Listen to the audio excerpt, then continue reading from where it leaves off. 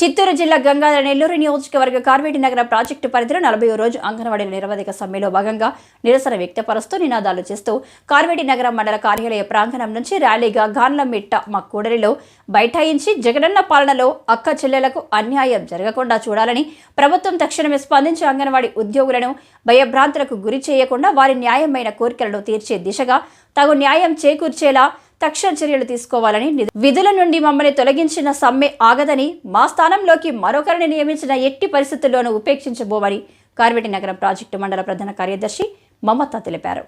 అనంతరం స్థానిక ఎస్ఐ దస్తగిరి ఆదేశాలతో ఏఎస్ఐ మునికృష్ణ, కానిస్టేబుల్ తిరుమలమ్మ సిబ్బందితో రాస్తారోకో జరుగుతున్న సంఘటన స్థలానికి చేరుకుని రాకపోకలకు అంతరాయం కలగకుండా చర్యలు చేపట్టారు.